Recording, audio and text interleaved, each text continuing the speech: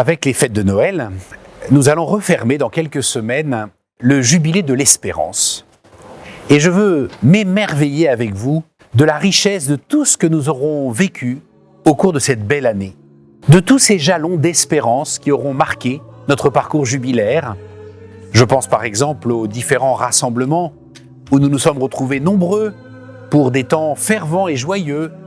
Le pèlerinage diocésain à Lourdes, rénové par la recréation d'un groupe pour les adolescents, le pèlerinage à Rome aussi, des grands jeunes à l'occasion du jubilé mondial, ou encore notre rassemblement diocésain à Limoux, à Notre-Dame de Marseille en octobre dernier.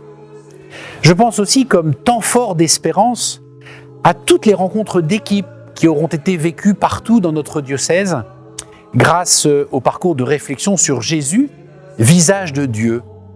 Et puis, je rends grâce aussi que cette année jubilaire ait été marquée par l'ordination d'un prêtre dans notre diocèse en juin dernier, première fois depuis 18 ans, par l'ordination aussi d'un diacre permanent, c'est tout récemment, à la fin du mois de novembre.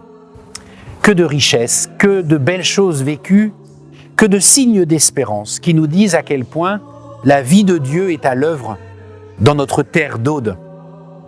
Avant que ne se referme ce jubilé, il nous reste une dernière étape significative.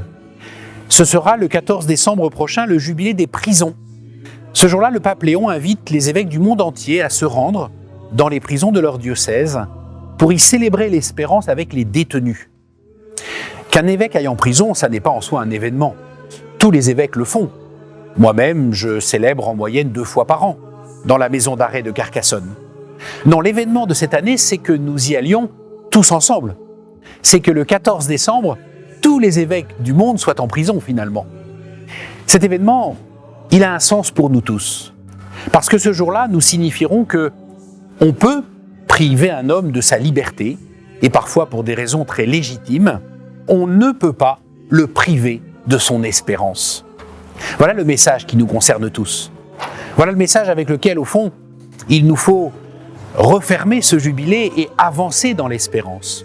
Elle est notre trésor, personne ne peut nous l'enlever, alors il n'appartient qu'à nous de la cultiver, de la faire grandir et d'en faire notre moteur pour aller de l'avant.